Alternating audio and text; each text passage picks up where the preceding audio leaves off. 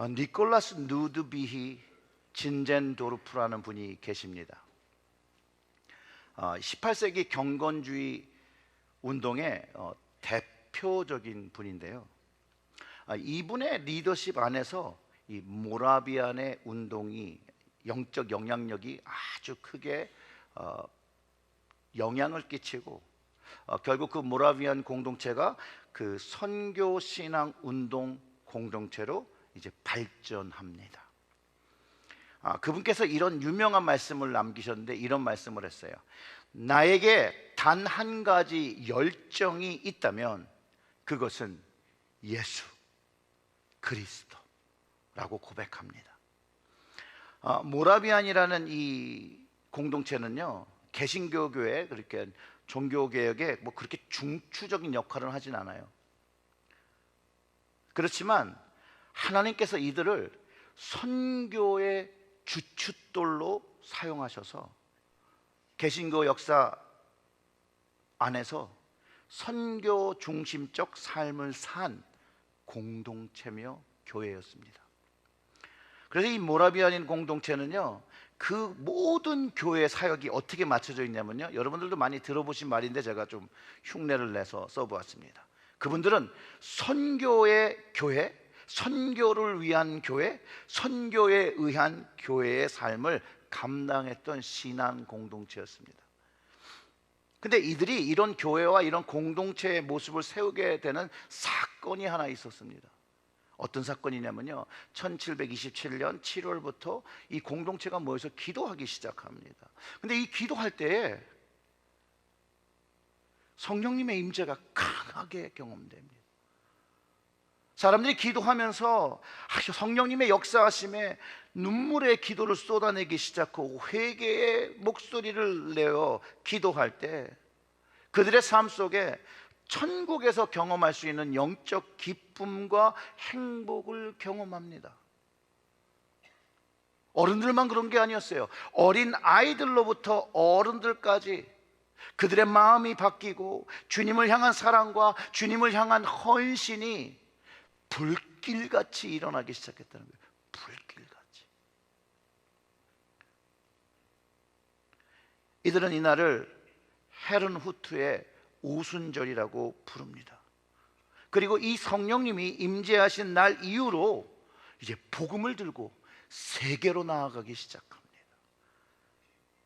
얼마나 이 선교적인 교회냐면 여러분, 교인 12명당 한 명의 선교사를 파송했다라는 거예요. 근데 그것도 너무 선교 지원자가 많아서 나중에는 제비를 뽑아서 선택되는 사람들만 나갔다라고 합니다. 12명이 한 명이에요. 우리 교회를 한번 비교해 보세요. 우리는 6분의 선교사님을 동역하고 있지만 우리 교회에서 자체적으로 선교사를 내본 적이 없습니다. 근데 이들이요, 어느 정도 이 전도에 대한 열정이 불타올랐냐면요, 서인도 제도의 노예들에게 복음을 전하기 위해서 스스로 노예가 돼서 노예에게 복음을 전하러 들어갔다라고 합니다. 실화입니다. 제가 왜 근데 이 설교 전에 이 모라비안 얘기를 이렇게 잔뜩 하냐면요, 이 모라비안들이 결국은 요한 웨슬리의 신앙에 큰 영향을 끼쳤다는 거예요. 바로 폭풍 속에서 믿음을 잃고 죽음을 두려워하던 이 요한 웨슬리 목사님한테 큰 영적인 도전을 줍니다. 대서양을 건너갈 때에 그 웨슬리 목사님이 탄 배에 극심한 폭풍우를 경험합니다. 얼마나 심한 폭풍우였냐면요, 그 뱃사람마저도, 거기 있는 모든 사람들이 그냥 배에 있는 것들을 뭔가 붙잡고 그냥 살았으면 좋겠다는 마음으로 있었다는 거예요. 근데 그때에 모라비안이 타고 있었는데, 왜 타고 있었을 거예요? 선교하러 가는 도중이겠죠? 이들은요, 동요하지 않습니다. 같이 모여서 예배를 드리기 시작하고 찬송을 하기 시작해요. 그리고 그 찬송하는 모습을 보니 그들에게는 죽음의 두려움이 하나도 없는 거예요. 하나도. 그리고 그 모습을 본 요한 웨슬리 목사님이 충격을 얻는 거예요. 나와 저들의 믿음과 다름이 뭘까? 근데 웨슬리 목사님이 알잖아요. 저 믿음이 정말로 저 찬양하는 믿음이 성경에서 가르쳐주는 믿음인 거를 그가 알기 때문에 도전을 받는 거거든요. 그 모습이 믿음의 증인들의 모습인 것을 알기 때문에 도전을 받는 거예요. 그 이후에 웨슬리 목사님이 담대한, 그들과 모라비안과 같은 담대한 믿음을 달라고 하나님께 기도하기 시작합니다. 모라비안 목회자의 조언을 얻습니다. 그도 어느 순간에 회심하며 회개하며 거듭납니다. 그의 삶은요, 그날 이후로 그의 선교적인 열정이요, 그 이전과 그 이후로 극명하게 나누어질 수 있도록 변화합니다. 로마서의 서문을 읽을 때 그가 가슴이 뜨거워지는 경험을 하거든요. 세상의 말로는 표현할 수 없는 그 무언가에 감동을 받습니다. 그리고 그는 변화합니다. 오늘 본문을 보면요, 폭풍을 경험하며 웨슬리처럼 두려워하는 사람들이 있습니다. 제자들이죠. 그 말씀을 다시 한번 보면 이렇습니다. 그날 저물 때에 제자들에게 이르시되 우리가 저편으로 건너가자 하시니 그들이 무리를 떠나 예수를 배에 계신 그대로 모시고 가매 다른 배들도 함께 하더니 큰 광풍이 일어나며 물결이 배에 부딪혀 들어와 배에 가득하게 되었더라. 얼마나 큰 광풍이 불었는지 배가 뒤집힐 것 같으면서 배 안으로 물이 가득했다라는 거예요. 여러분들은 이런 상황에 마주한다면 여러분들은 무엇을 하시겠습니까? 여러분 뭐 하시겠어요? 뭐 하실래요? 이렇게 물을 퍼야죠. 배에 물이 들어오면 물을 먼저 퍼야죠. 라이프 재킷을 입었는지 확인해야죠. 정 아니면 둥둥 뜰 만한 것을 보고선 붙잡고 끌어안고 있어야 되지 않겠어요? 아니면 믿음이 너무 좋아서 이제 음악 하시는 분들, 타이타닉 배가 이렇게 침몰할 때에 그 하들리가 내 주를 가까이 하면이란 찬송을 연주했던 것처럼 그런 찬송을 부르시겠습니까? 여러분들은 무엇을 하시겠습니까? 저는요, 바다에서 배를 타다가 폭풍을 만나는 것뿐만 아니라 우리의 인생이 항해하는 배에 타고 있다라고 저는 생각을 합니다. 바다같이 예측 불허한 장소에서 늘 크고 작은 풍랑과 폭풍을 경험하는 것처럼 우리의 인생 속에서도 정말로 우리를 정말 정신없게 하고 우리를 흔들어 놓는 그런 어려움 같은 폭풍과 풍랑을 경험할 때가 있거든요. 이 바다에서 경험하는 것 똑같아요. 어쩔 때는 바람 하나 없이 잔잔함으로 있고 평안함을 가지다가 갑자기 잔잔하던 바다가 갑자기 풍랑이 치며 폭풍으로 바뀌는 것 같이, 어쩔 때는 그 바다의 바람이 육지보다 더 세고 또 파도가 역시 너무 높아서 바다를 꿀꺽 삼킬 것 같은 침몰시키는 것처럼 경험되듯이 우리 인생에서도 그런 폭풍이 찾아온다라는 거죠. 오늘 본문에서 제자들이 실제적인 폭풍을 경험하는 거죠. 그런데 이들은 모라비안처럼 견고한 믿음을 가지고 예배를 드리거나 하나님을 신뢰하지 못하고 두려워했다라고 해요. 결론은 두려워했다. 뭘 어떻게 하는지 모르는 상태, 패닉 상태까지 돼서 이제 나중에는 대처 능력을 상실합니다. 그런데 이런 폭풍우가 우리 인생에도 찾아온다라는 것이죠. 사고가 예고 없이 찾아오고 덮쳐옵니다. 그게 몸의 건강의 문제일 수도 있고, 그게 재정적인 문제가 될 수 있고, 그게 자녀의 문제일 수도 있고, 그게 가정의 문제일 수도, 배우자의 문제일 수도, 그것이 무엇이든 간에 폭풍처럼 우리의 삶을 덮어버릴 것이 내 삶을 깨트리는 것처럼 찾아올 때가 있다는 거예요. 그리고 막 흔들어 놓죠.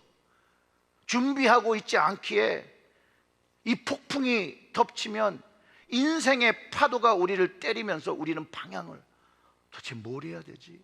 라고 하는 그런 상태가 되기도 합니다. 난감해지죠.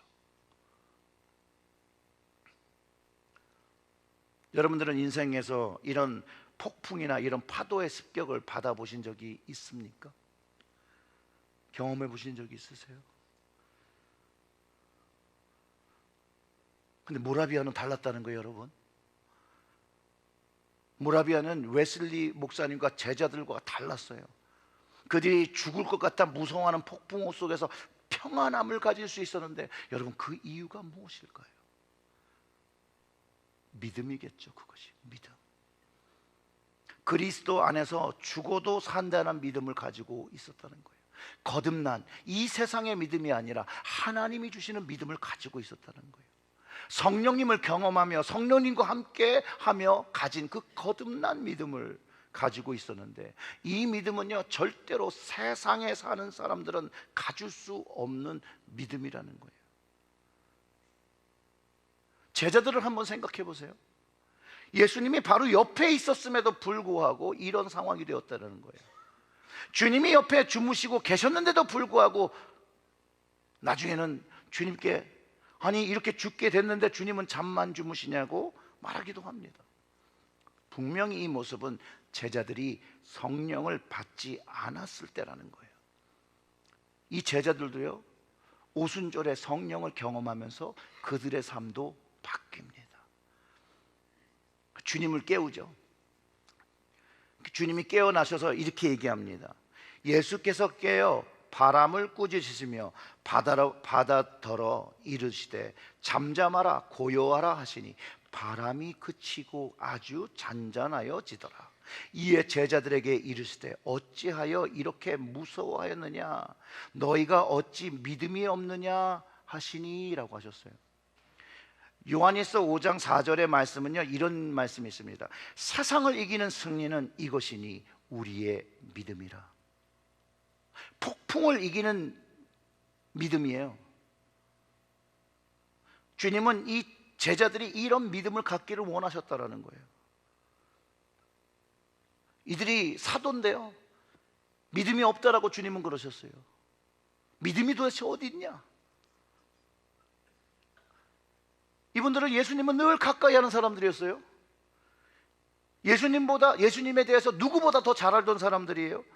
같이 밥 먹고 예수님이 기적을 행하는 거, 표적을 행하신 걸 다 경험한 거예요. 그런데 폭풍이란 녀석이 하나 찾아오니까 한순간에 믿음이 사라져 버렸다는 거예요. 사라져 버렸다는 거예요. 웨슬리 목사님도 마찬가지예요. 수년 동안 공부하고 목사 돼서 목회하다가 폭풍이 다 찾아오니까 순식간에 다 믿음을 잃어버린 거예요. 그들의 눈으로 기적을 행하시고 병도 고치시는 걸 보지만 그분이 진정 하나님의 아들로서 바람과 파도마저 순종하지를 믿지 못했다는 거예요.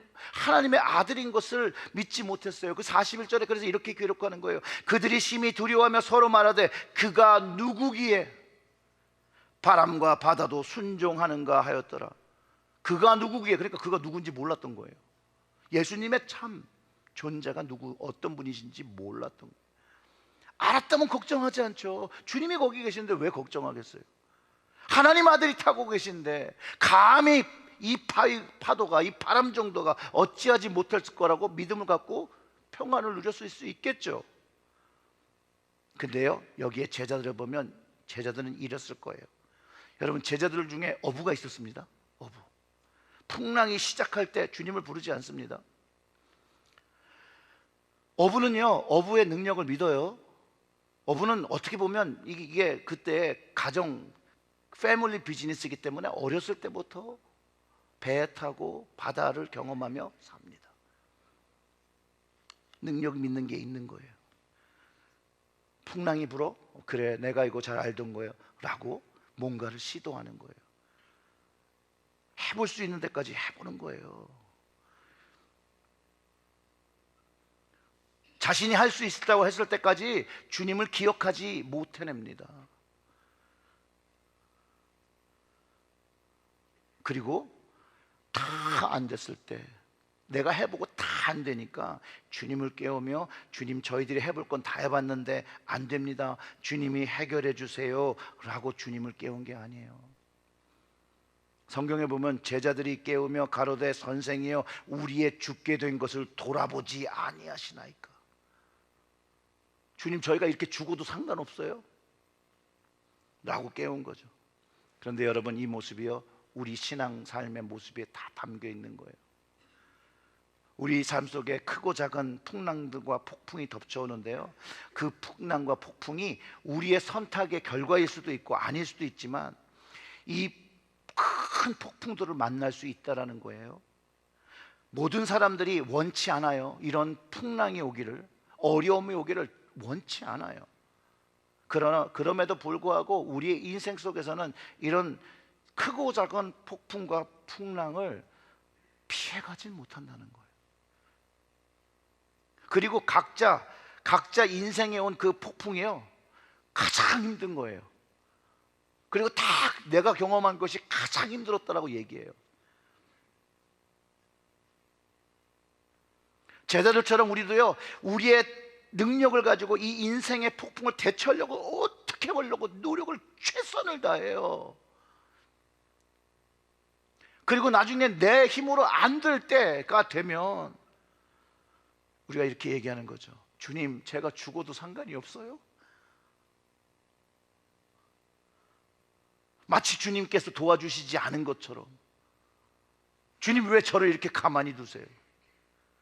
도움 청하지도 않았는데, 그분을 신뢰하지도 않고 섭섭함을 표현해요. 섭섭함. 여러분 어떠십니까? 여러분 이런 적이 없으십니까? 저만 있었던 걸로. 그럼 그때 주님께서 제자들에게 말씀하신 것처럼 우리에게 동일하게 이렇게 말씀하실 거예요. 믿음이 없느냐, 왜 나를 믿지 않니? 라고 책망하실 거라는 거예요. 여러분들도 풍랑을 경험했겠지만 저도 풍랑을 여러 번 경험했습니다. 적어도 저도 제가 할 수 뭐 이런 일까지 주님께 맡겨야 돼? 라고 해결하려고 했던 적이 있었죠. 주님을 알지 못할 때는 그냥 인생이 깨어져 가지고 정말로 표류하는 인생처럼 살은 적도 있습니다. 예수님을 만나기 전까지는 아무런 의미 없이 캄캄한 인생의 밤에 갇혀 표류하는 저에게 어느 날 예수님이 빛처럼 나타나셨다는 거예요. 그 빛을 보고 그 빛으로 가까이 가기 전까지 주님인지 몰랐어요. 그 시기가 4년 이상 교회를 다니면서 교회 안에서 평안도 얻고 위로도 받던 저였지만 여전히 캄캄한 밤과 같은 인생을 살고 있었고, 여전히 표류하고 있었고, 주님이 누구이신지 잘 모르고 거듭난 믿음도 없었던 그런 시절이 있었습니다. 성령을 체험하면서 주님을 진심으로 믿기 시작한 그날, 주님의 빛이 내게 있었던 그 방황의 캄캄한 바다를 비춰준 그날, 그래서 그 바다에서부터 나올 수 있었던 그날, 처음으로 주님 곁이 내가 있을 자리라는 것을 알고 주님께 저의 삶을 결단했던 그런 날입니다. 주님께 제 인생을 드렸던 그런 날이죠. 바로 예수님이 누구신지 알았던 날입니다. 제자들도요 부활하신 예수님을 다시 만납니다. 그들도 이제 주님이 누구인지를 알게 됩니다. 그리고 주님께서 말씀하신 대로 예루살렘에 와서 위로부터 오는 그 능력, 성령님이 오시기를 간절히 간구할 때 오순절의 성령의 역사를 경험하며 그들의 인생이 바뀌어지기 시작합니다. 그 이전까지는 죽음에 대해서 두려워했던 사도들이고 제자들이었는데 그 성령을 경험하고 나니 죽음을 두려워하지 않고 예수 그리스도의 참 복음을 전파하며 전하며 살아가는 인생으로 바뀌었다는 거예요. 성령님을 경험하면 예수님이 누구인지 확실하게 알게 되고요, 더 이상 죽음을 두려워하지 않는 모라비안 같은 모습을 가지게 됩니다. 그리고 예수 복음을 위해서 기꺼이 자기의 생명을 드리죠. 성령님께서 함께 하시면요, 천국을 보고 천국을 믿으며 살게 됩니다. 바로 이 이유가 그 모라비안들이 그 웨슬리가 타고 있었던 그 배, 그 폭풍 속의 배에서 두려워하지 않고 하나님을 예배하며 찬송할 수 있었던 이유라는 거예요. 그들에게는 아무도 빼앗을 수 없는 천국의 믿음이 있었고 구원의 확신이 있었기 때문에 그들은 요동하지 않았습니다. 그 이유가 제자들이 나중에 원형 경기장에서 박해당하며 사자에 뜯겨가며 칼로 찔리며 불에 태워 죽을 때도 하늘을 바라보면서 그 믿음을 지킬 수 있었던 그 믿음이라는 거예요. 그런데 여러분, 성령을 체험했다고 해서 우리 인생의 풍랑과 폭풍이 멈추는 것이 아닙니다. 끊임없이 찾아옵니다. 어쩌면 더 세게 찾아올지도 몰라요. 크게 찾아올 때 모릅니다. 계속해서 풍랑이 찾아오며 삶을 흔들려고 해요. 그러나 이제 그 폭풍을 이길 힘을 주님과 성령님께서 주셨다는 거예요. 주님이 함께 하신다는 것을 알기 때문에 걱정하지 않는다라는 거예요, 여러분. 저의 삶 속에서 또 한 번의 풍랑이 찾아왔을 때가 언제면요, 저희 큰애 아시죠? 준아, 등치 큰애. 얘가 태어날 때 의사가 산모가 위험하니까 아이는 포기하자 그러고 수술실로 들어가는데, 여러 번 이거 말씀드렸을 거예요. 정말로 병원 바닥에 무릎이 저절로 꿇어지더라고요. 둘 다 잃어버릴 수 있다라는 생각을 하니 많이 무섭더라고요.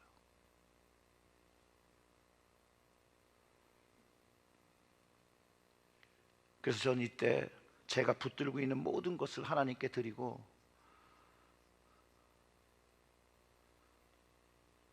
하나님 살려만 주시면 제가 더 열심히 살게요. 더 열심히 이 일을 할게요. 너무나도 감사하게 하나님의 은혜로 아내도 괜찮고 아들도 3파운드 10언스에 1.64kg 중짜 사이즈 치킨 정도의 사이즈를 태어났습니다. 그리고 인큐베이터에서 건강하게 자랍니다. 애가 안 자란 걸 처음 봤는데요, 뼈다귀에 가죽인데 얘가 이 살이 이게 쭈글쭈글 하더라고요. 알고 보니까 살이 차질 않아서. 제일 깜짝 놀랐던 건 눈썹이 이렇게 붙어 있는 거예요. 일자 눈썹. 옛날 코미디어 일자 눈썹 있으면 여자분 있잖아요. 그런 일자 눈썹을 가지고 있는데 이 두개골이 성장하니까 이 눈썹이 이렇게 떨어지는 거였더라고요. 주님이 그때 함께 계셔서 그 모든 일들을 이겨낼 수 있었습니다. 여러분들이 보시듯 우리 준하가 잘 컸습니다. 정말로 잘 컸는데 제일 요즘 감사한 건 얘가 밥벌이를 하니까 너무 감사한 거예요. 이 녀석을 보면서 이렇게 밥벌이까지 하면서 자라게 하신 주님을 생각하니 여러분 감사해서 눈물이 날 지경이에요. 이런 경험을 저만 하는 게 아니잖아요. 우리 모두가 우리의 가정을 주님께 맡기고 살아갈 때 경험하는 것이라는 거죠. 이 주님이요, 저에게만 있는 게 아니라 우리와 함께 계십니다. 여러분의 가정에 함께 하신다는 거예요. 우리는 그 동일한 배를 타고 있습니다. 이 배의 이름이 뭘까요? 구원의 방주. 구원의 방주에 같이 타고 있다는 거예요. 그러면 그 구원의 방주에 타신 그 주님이 누구이십니까? 주님은 나의 주인이시고 구원자이시고 과거이시며 현재이시며 미래이심을 믿고 그가 하나님의 아들 되심을 확신하며 그분으로 인하여 구원이 성취되어 우리와 함께 계시는 그것을 성령님을 통하여 경험하며 살고 있다는 걸 믿으시기를 주님의 이름으로 축원합니다. 예수님은요, 길이요 진리요 생명이십니다. 성령님께서 이 말씀을 확실히 믿는 믿음으로 주셔서 더 이상 죽음이 두렵지 않아요. 하나님께서 다른 길을 주신 적도 없고 다른 이름을 주신 적도 없고 다른 생명을 주신 적도 없습니다. 주님은 항상 우리와 함께 계십니다. 여러분, 어려울 때도 계시고 힘들 때도 계시고 기쁠 때도 계시고 내가 눈물을 흘릴 때도 계시고 속상할 때도 계시고 억장이 무너질 때도 계시고 배우자 문제가 힘들 때도 주님이 함께 계시고 우리와 함께 계시다라는 거예요. 성령님을 통해서 주님이 아주 가까이 계심을 우리에게 가르쳐 줍니다. 여러분, 주님을 찾으십시오. 풍랑이 찾아올 때 주님을 찾으세요. 풍랑이 오는데 주님 어디서 주무고 계시지? 라고 주님을 찾으세요. 그 다음에 어떻게 해야 되겠습니까? 깨워요? 아니요. 주님 옆에서 같이 자는 거예요. 주님을 믿고 거기 같이 자는 거예요. 주님과 함께 자면 평강의 하나님께서 우리의 삶을 다스리시는 거예요. 이 세상의 그 어떠한 것도 우리를 하나님의 사랑으로 떼어나갈 것이 없어요. 그 믿음을 가지고 주님 옆에 있는 거예요. 주님이 풍랑 속에서 평안을 누리며 잠을 주무셨든지 그분 옆에서 잠을 청하면 하늘의 평안을 누리게 된다는 걸 여러분 꼭 기억하시기를 주님의 이름으로 축원합니다. 성령님은 주님만이 우리에게 구원의 키가 됨을 알려주세요. 모든 문제의 키가 됨을 가르쳐주고 계세요. 여러분들이 인생에 어떠한 질문을 가졌고 그것이 어떠한 것일지라도 그 주님을 가지고 나아가면 그 모든 문제가 해결되어진 응답인 것을 알게 된다는 것이에요. 마치 마스터 키가 모든 문들을 열 수 있는 것 같이 예수님은 우리 인생의 모든 어려움,